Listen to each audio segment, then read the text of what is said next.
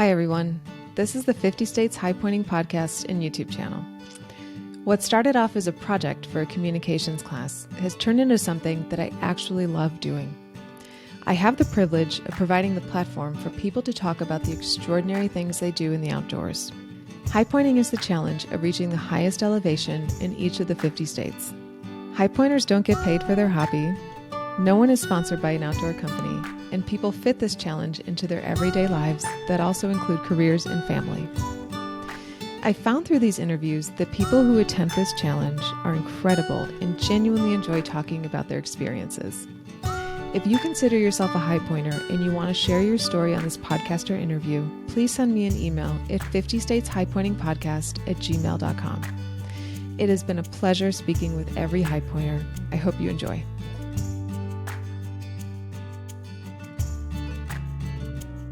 Hi, everyone. Welcome to the 50 States Highpointing podcast. I'm your host, Lauren, and today we're talking with Ginny from Pennsylvania. Ginny, welcome.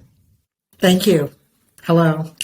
So can you tell our listeners a little bit about how you got started in your outdoor adventures and what got you highpointing? Our highpointing adventure started 2 years ago, roughly 2.5, with the beginning of COVID.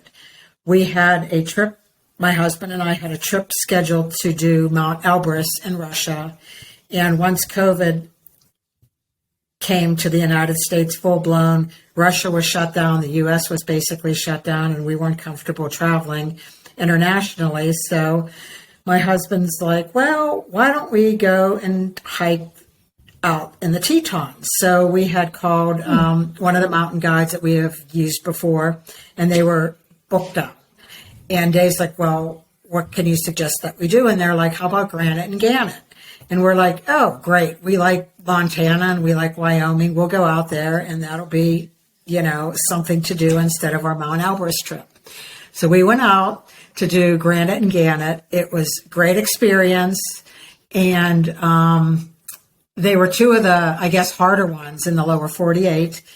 And while we were camping the last night, a lot of the people were coming down and talking to each other saying, well, how many high points did you do? And they're like, well, this is 47 for me.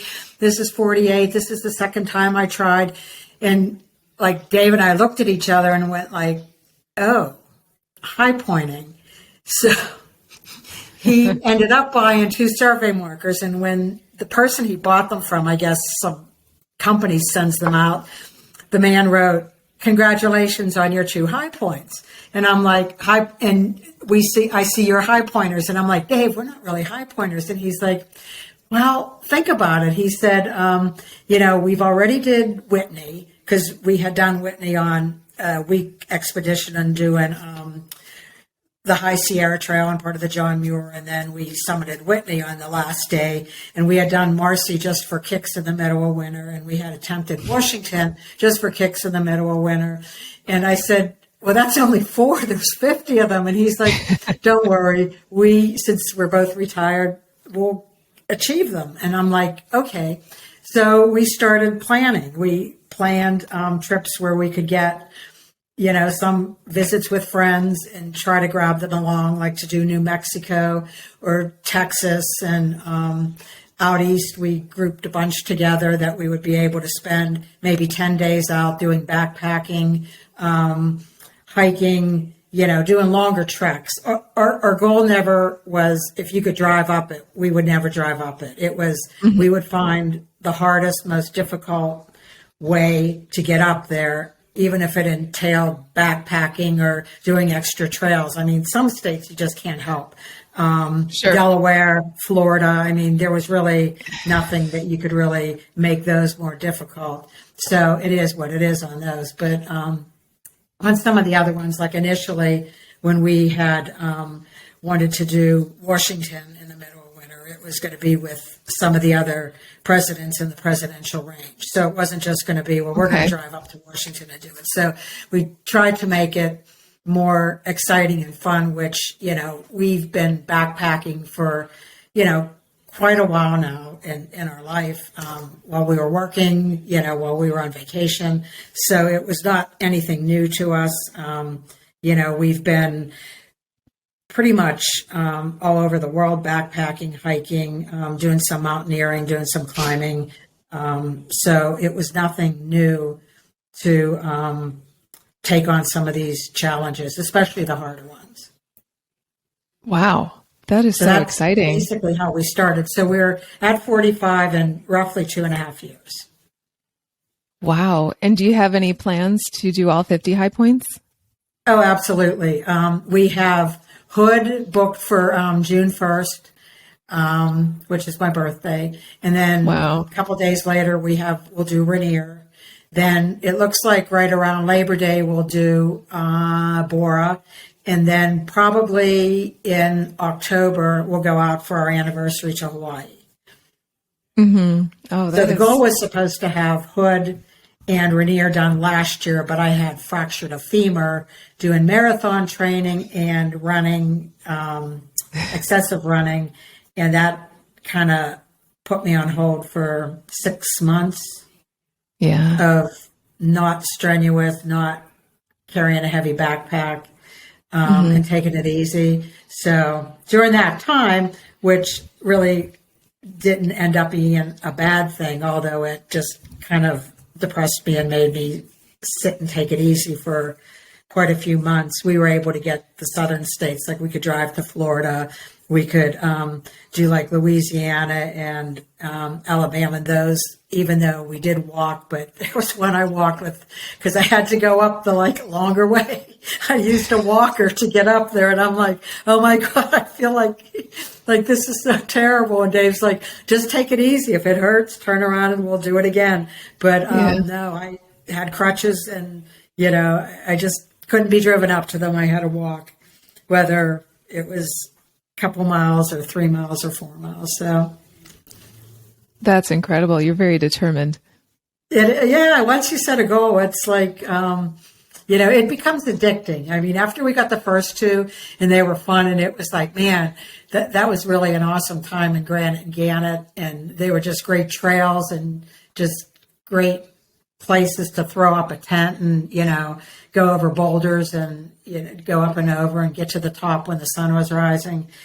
It was just like, man, if they all look like this and each one, there's something special about each one. There is. It's, 14,000 feet or just a couple hundred feet. So it's quite an accomplishment once you get them done and such a good feeling.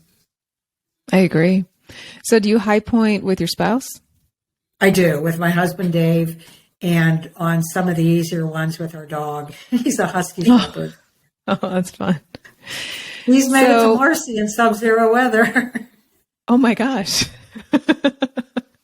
Some people haven't done that. Sliding down a lot more than we did, but he made it. Yeah. Oh, that's so cool. So we're both at 45 and looking forward to this year. That'll be exciting. You'll definitely have to update us. I will. So can you talk about some of the challenges that you faced while high pointing? I think the biggest challenge is being a type 1 diabetic since I was 6. So I'm living with that for 57 years right now. And it's the supplies. It's not the diabetes itself. It's the pump, bringing the pump and the sensor, not having a sensor freeze up, having a meter freeze up. So there's a lot of thought that needs to get put into packing in my supplies. I mean, I can throw a backpack together in any kind of temperature because I'm used to doing that with whatever food I need, whatever water, whatever filter system, sleeping bag pad. But then with diabetes, it becomes a whole different thing. Like, do I need, what happens if this insulin freezes, if I'm switching off the pump to go to pens? Now I have to take a long acting one. What's the best monitor for me to have? If you just heard that, that's my pump reading saying your blood sugar is hitting 80 and it's an alerting me to go low. So I do have a pump that's really good at telling me what's going on every 5 minutes. But in situations like sub-zero temperatures, even on granite and granite. I went with pens just because, there's some rock climbing involved, and I don't feel, I really don't want to smack this pump against the rock and have it crack. So to me, just to make my life easier, I switch to a pen and usually go with a sensor that I can just check with a little meter, a little scanner every so often. I knock on wood, I've never had any issues with my diabetes, no hypoglycemia, no insulin freezing, no hypoglycemia. So I never really needed or required medical attention. So I'm thankful for that. But it's always something you have to keep in the back of your mind. I keep worrying about I'm breaking in my mountaineering boots for Denali because I want them broken in. So by the time I go there in a year and a half, I don't get blisters. I'm not prone to any kind of foot injury, because those are the kind of things, having long-term diabetes, you think about. And not that I worry about them, but I take them into consideration. Wow. Hydration's another one. I mean, that's everybody, when they're doing, strenuous, difficult hikes, do need to be hydrated. But, I think I may need to be hydrated a little bit more. So this hasn't stopped you from doing anything. No, it hasn't. And maybe it was just because I've had it since I was 6, and it was just a way of life for me. But I also had a mother who never made me feel like it would get in the way of doing anything. I did my career, I did graduate school, I did, everything that I basically wanted to do.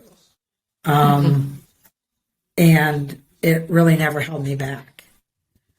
I was asked by one of the local reporters in the newspaper that did an article on my Mont Blanc climb. He said, well, do you think that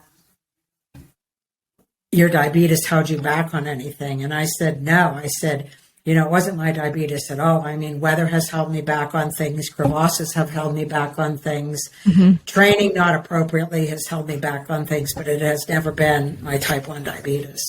So no, it's not what's holding me back. No, it doesn't seem like it. Is there anything you would say to someone who's facing a similar challenge or any other challenge in life? I think I would like to tell them that, one, if you're able to do it and your doctor's approving, you shouldn't be afraid. You should never be afraid to try. Because actually trying and the experience of trying to get where you're going is probably a large part of the reward. I've been fortunate. I mean, it's like I'm very determined, and I'll do my hardest to get where I want to be and get to the top of the mountains or whatever. So for me, if I don't make it the first time, I'll turn around and do it again. But I just think that, having a chronic disease or having something that makes you not normal is no reason not to attempt what you really want to do. I mean, you have to want to do it first, obviously. Sure.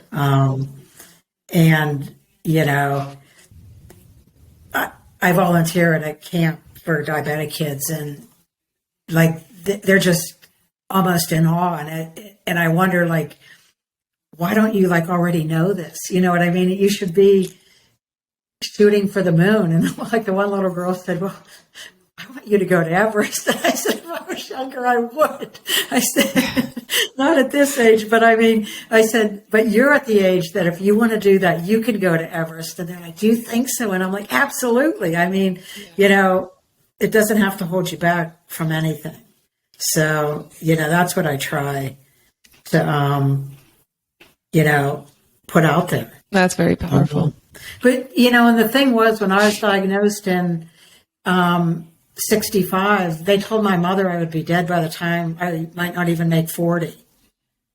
Wow. You know, I mean, and there's a bunch of us that, thank God, we're still alive and we're still surviving and doing what we love to do. And we kind of laugh. It's like, you know, we should have been dead like 25 years ago. You know, we've come a long way with medicine. We've come a long way with, you know, insulin, sensors, pumps, treating eye disease, treating kidney disease. So, I mean, we're living a lot longer, just probably as much as the normal people. But no, it was a death sentence years ago when you were diagnosed. So it just makes me just proud to get out there and do what I can to show people that, you know, I don't have to be the fastest. I don't have to do, you know, all the 7 high peaks in the world. But if I do 50 high points, that's something, especially at the age. If you do any high points, that's something. Even if you don't do all 50, it's still something. Just getting out there is something. Exactly. Because my training's pretty hectic. I mean, it's like I get obsessed with mileage and days and hills and stuff. So yeah, I push myself. Do you have any memorable stories from your favorite high points? My favorite high point, there's probably 4 are my favorite. I think Whitney, even before we were high pointing, was one of my favorites because it ended up being on the High Sierra Trail. So it was more of a backpacking trek with Whitney being the last day going up and then coming down the 99 switchbacks, which I never believed that there was. And on our way down, some guy's like, you know, there's 99 switchbacks. I'm like, yeah, right. And, you know, I lost count after, I don't know, 50 some, and there truly were 99. That experience out on that trail, just with its beauty and the perfect weather conditions, was awesome. That was one of the nicest ones. Granite and Gannett were, I wouldn't say real challenging, but they were fun challenging. And, you know, we used a guide because he knew the route. I mean, I'm sure my husband's very good with GPS and everything, but he's just like, you know what? If we make a wrong turn, we'll be out here for like 20 hours instead of like 8 hours. So I'm like, you're right. Okay. and I, you know, I don't mind hiking in the dark, but it's like, if I'm only getting up to the point, but you know what I'm saying? You usually have to get off those peaks by a certain time because the storms are coming in.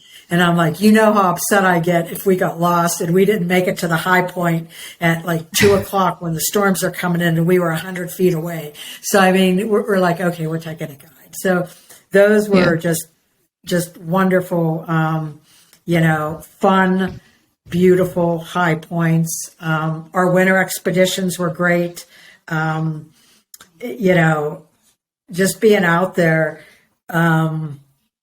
post-holing and skiing up, you know, some of the new up in New York to the high point, to Marcy, snowshoeing up to Mount Elvron in Michigan, which was really awesome. We don't, like I said, go at normal times. We usually go when we could either like backcountry ski up, snowshoe up, or mountaineer up if we can.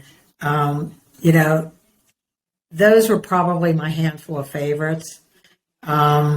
There's just beauty in every one of them, whether it's in the winter or in the summer or the spring when, you know, the flowers and the blooms are coming out and everything's turning green or the leaves are changing, up on the East Coast in the fall.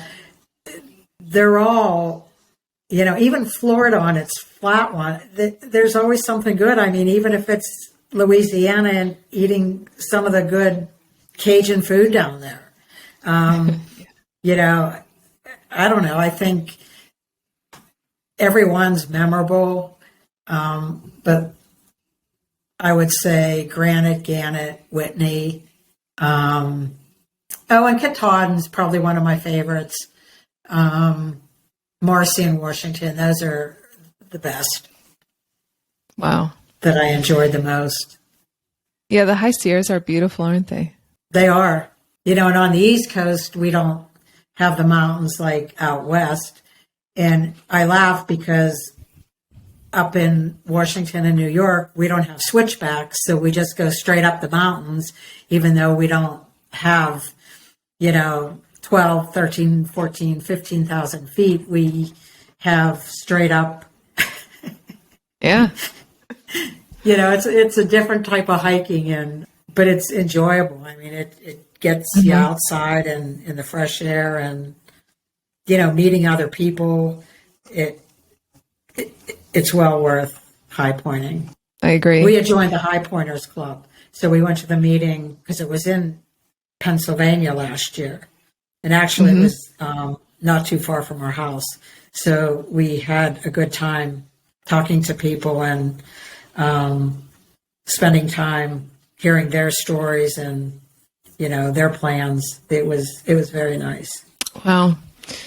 I was on New Year's Eve, I was thinking of what were the most memorable moments of the past year, not just things that happened or places I went to, but actual moments. And the first thing that popped in my mind, apart from my wedding, was the sunrise on Mount Whitney when I slept at Upper Boy Scout Lake, because Whitney is the first thing that the sun hits. And of course, we got up early to summit, and just seeing that sunrise over that mountain range was I will never forget that. And I didn't get a picture of it. And I'm I don't care. It's in my head, and that's where it needs to be. It's a memory. And then the day before we started to go up Whitney, I got this Airbnb around the Alabama Hills area, right before you get to the portal.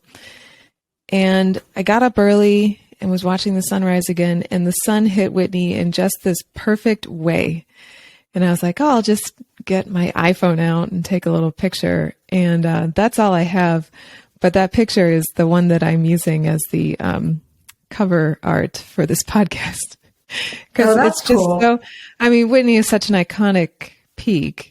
And it is. I think a Whitney sunrise is incredible. And you mentioned Whitney Porter. That brings back memories. When we were done with our week-long trek out that way, we, of course, and I would never normally eat greasy fries like that and a greasy hamburger and little bottles of wine from the refrigerator, because my husband's a beer snob. And he's taken any beer that he could find in that refrigerator at the portal.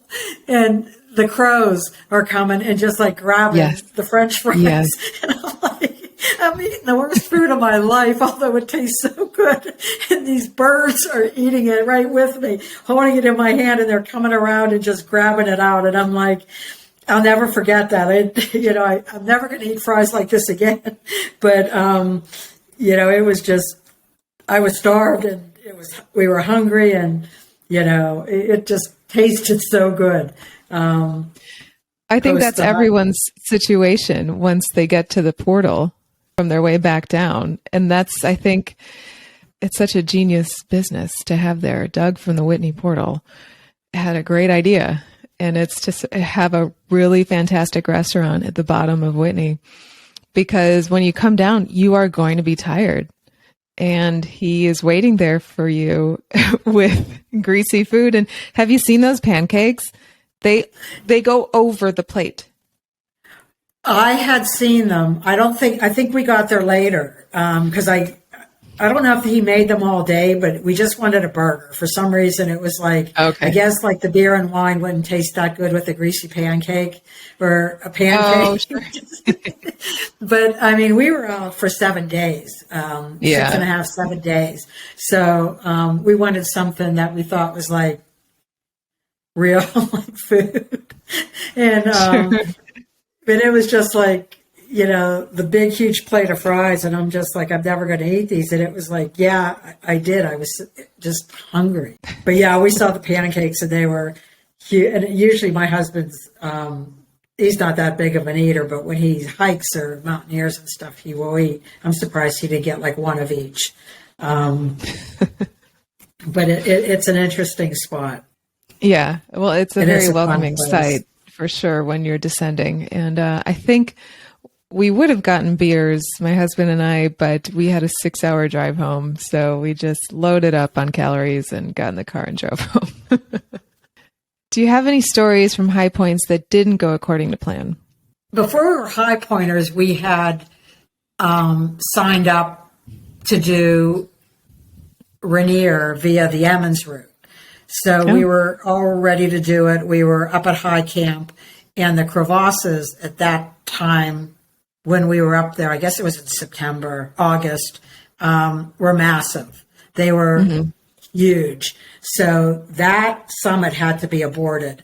And I don't really count that as my high point in my time of high pointing, but that would have been a high point if we would have made it. So that was one due to the weather, I guess, and crevasses. And the second one was me had to cancel my Oregon and Washington trek last year because of the fractured femur.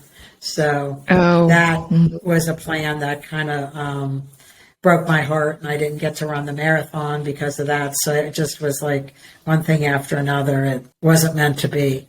So, and at that time, what was really kind of strange was my husband had a hip replacement in March, and I had scheduled to do the climbs in June. And he's like, you know what? I need to get this hip done.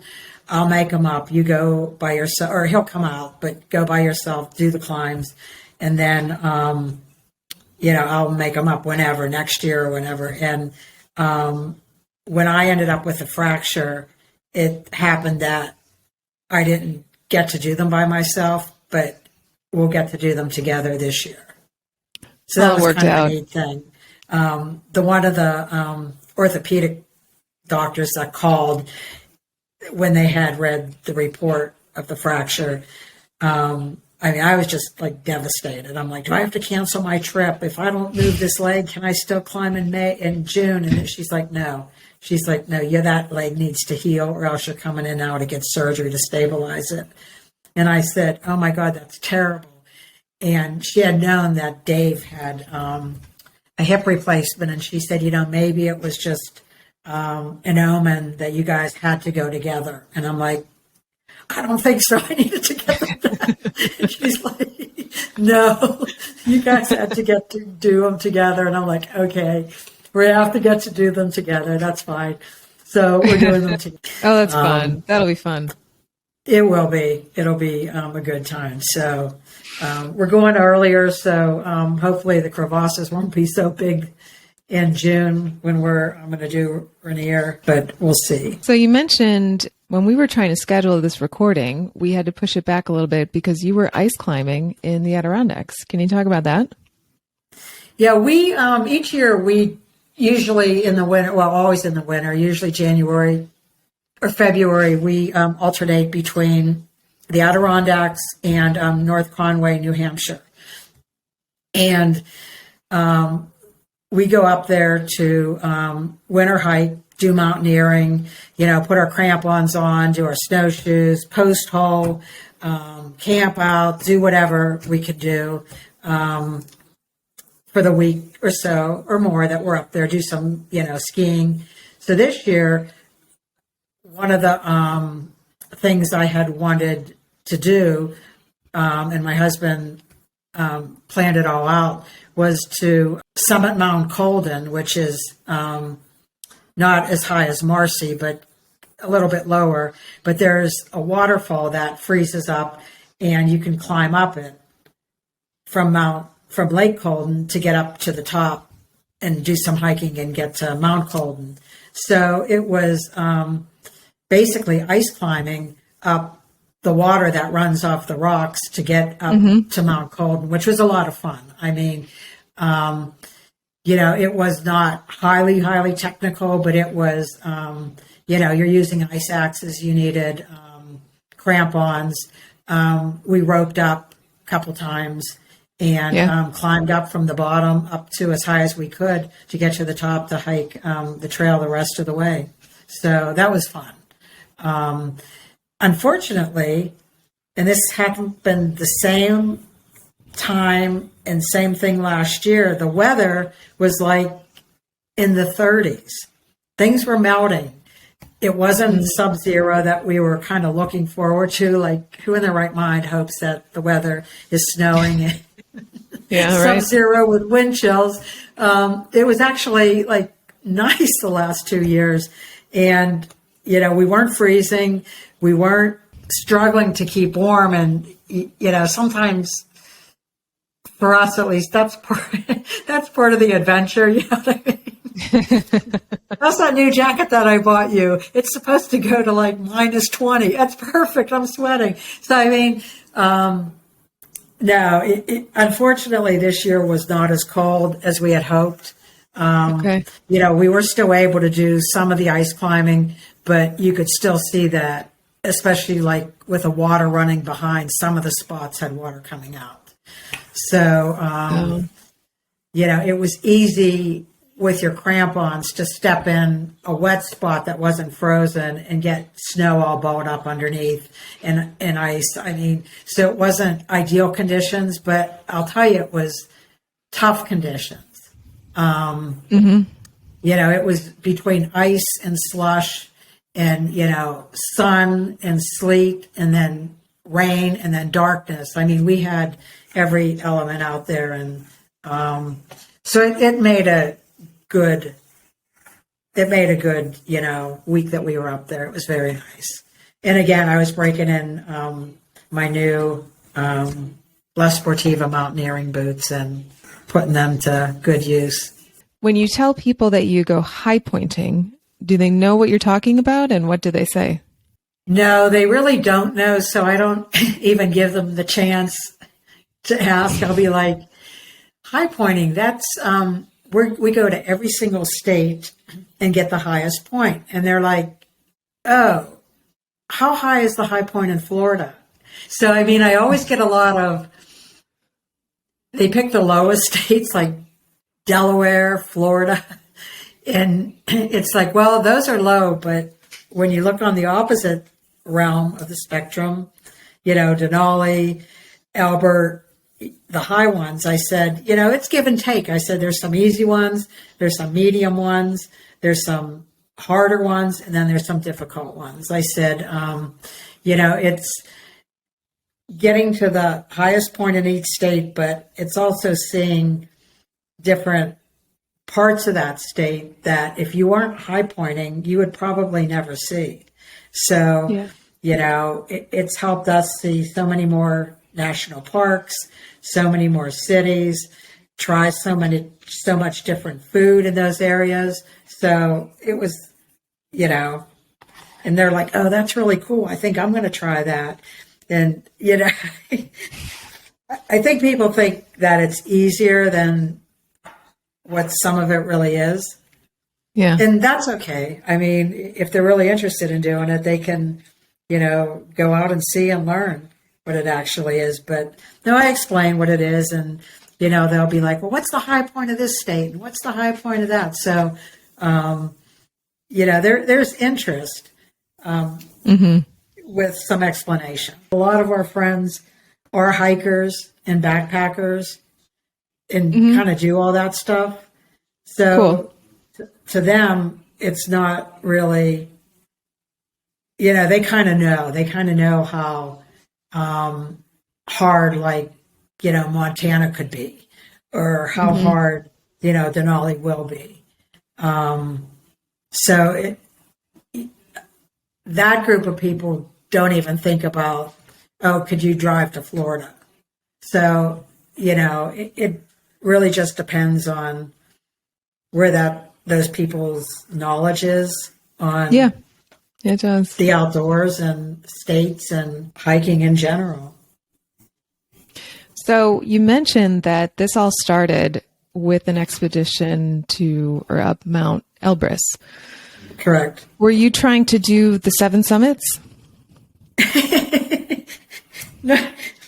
not at, not at 62, not at 61. No, I mean, although don't think it hasn't crossed my mind, because the one guy or the group of guys that we initially were doing Rainier with did AWK, and they made it. And the people that I know that have done Aconcagua and they had to be aborted, it was basically because of the weather, not because of them. So that one's doable. Killy's doable. Elbrus is doable. Everest, I don't know, with everything going on there, if I'd want to stand in lines and do that. But, and I don't know. I think at one point I had read that there's a age cutoff for that. So I don't know. At this time in my life, no. I think I don't think I want to set any records on, being 70 and hitting the last 7 high summits. If it takes me twice to do Denali because of the weather or something, maybe that'll be my last hurrah. But no. But if I really had thought about it, like in my 40s, I would have definitely said yes. I don't really think age is a big deterrent, because one of my husband's coworkers has done the Grand Slam, which is the 7 summits and the North and South Pole, and tons of the 8,000 meters. And he only started when he was in his 50s. Wow. Yeah. Wow. It's pretty impressive. Yeah. The fact that you're even considering it on a maybe level. It's like a dream now. Well, even if it's something that's like slightly out of reach, there are so many people your age and under your, medical circumstances that are just like never. But the fact that you can say, I don't know, maybe, that's big. Well, I'd go do Island Peak in a minute before that and do some climbing in Nepal. Yeah. I've always wanted to do the Everest Base Camp track. Oh, my husband did that. We did the Annapurna one, and that's pretty cool. Wow. Okay. That's awesome. I love Nepal. So I would definitely do Island Peak. Yeah. We did the Annapurna circuit. It's, like the base camp circuit. This was like the Annapurna trek circuit. It was pretty cool. Mm-hmm. It was on the other side of Nepal. Mm-hmm. And its claim to fame was that you actually crossed that Thorlong Pass, which is the highest pass in the world. So it's 17, almost 18,000 feet. So it's kind of cool going up and over that part of the mountains. And so it was a good time. It was a good trek. Wow. And those are some pretty cool memories you made. It is. I mean, it was interesting because it was very dusty and very dry. And of course, the wind's blowing and I get dust in my eye and I scratch it.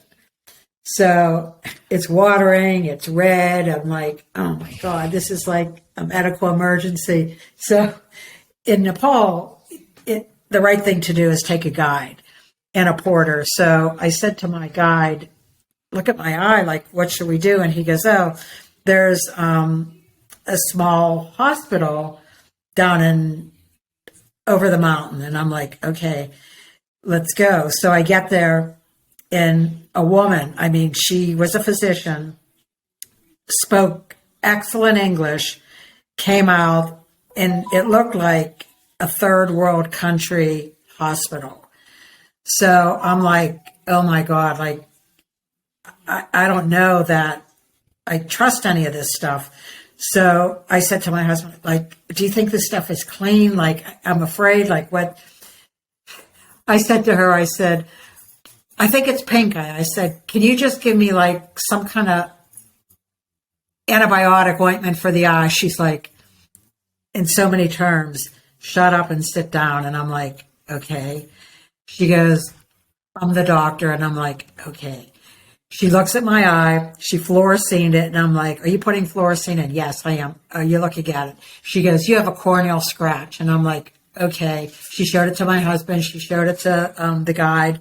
And I said, what are you going to treat me with? And she's like, afloxacin. And I'm like, oh, and I'm a pharmacist. I'm like, oh, really? Like, so you guys have afloxacin over here? And she's like, yeah. And I'm like, okay. And here's me, like, and I'm always probably trying to push people. I'm like, she gives me the bottle and I'm like, do you know how many times a day I'm supposed to use this? And I knew, but I was just being like a jerk.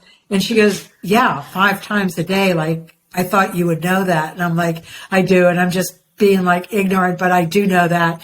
And she gave me Clear Eyes, like just a wash, and the afloxacin, and she gave me a bill for herself and the 2 drugs and the diagnosis. And in US dollars, it was $17 for everything. Wow. Now, the afloxacin is the same size that I dispense here, and my cost out of the hospital is $80. And that's not even the upcharge, what we charge like people.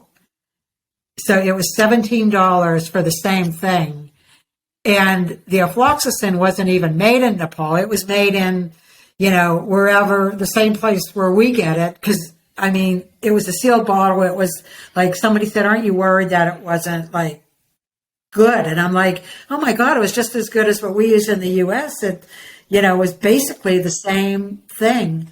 And that healthcare visit there was $17. Wow. And she was just like as good as any physician that I've ever run into. And I'm just like, I'm so sorry for giving you a hard time. I'm nervous. I'm so far away from home. I can't afford anything to happen to my eyes. She goes, you'll be fine. Take this and use this. And then she was right. I was fine in like a day. Do you have any favorite outdoor adventure books or podcasts or documentaries that you consume? I think some of my favorites have been the El Cap climbs. And I guess they're on, we saw them like on the streaming videos, or the streaming TV, like when they were putting them out. I could watch those forever. Those are my favorites. I'm in the process of reading a bunch of books. The guy that I had mentioned before that had worked with my husband that did the Grand Slam. We stopped at his house and he had a pile of Denali books, like 20 of them. And he's like, here, take these. He's like, we don't need books or pictures, because he was giving us both. And I'm like, yes, we do. We need these. So I walked out with a stack of books and a picture that I have like right by the bed so I could see it every morning. And I'm through 3 books, which with all the media and everything, phones and Kindles and everything now, sometimes it's nice to just take a book and read it. So I agree. I think he had bought every book that referenced Denali or talked about Denali. So I'm studying every book out there about Denali. When I had started hiking years ago, the books on the Appalachian Trail were always interesting. And, that was actually my first hiking experience that I ever did. So it wasn't like I just did 5 miles in the park. I did. But you hiked the Appalachian Trail. Section hiked from Springer Mountain to Damascus on the first section. Just wow, because there's something to do. It is. I mean, and it was a whole new learning experience. So I mean, I had read those, and the books I enjoy. I still like to pick up a book, although I will look at documentaries on TV about climbing and the Everest expeditions and just different expeditions I will watch. Yeah. So since you're an ice climber, have you seen a movie called The Alpinist? We did. We had Yeah. we did. My husband, we were able to get that, I think, on Hulu or something. We did see that. That was incredible. It was. Yeah, they're so interesting. I mean, you're sitting at the edge of your seat the whole time. Yeah. And even the movie Everest, did you see that? Our friend that did it, he was sitting right behind us, and he's like, we asked him, I said, is that portrayed accurately? And he's like, oh, yeah, definitely. He's like, you saw all of that stuff when, you were doing it. Yeah, that's true. The movie was called Everest? The movie, yeah. Oh, okay. It came out probably maybe about 8 years ago. I'll have to check it out. What advice would you have for anyone thinking about high pointing or getting out in the outdoors or just pushing themselves to do something that might be out of their comfort zone? My answer to that would be a quote from Wayne Gretzky, who's a hockey player, and it goes like this: you miss 100% of the shots you never take. Yeah. So You do. if you don't make the decision to do it, you're going to miss out. So I guess I'm trying to say is go for it.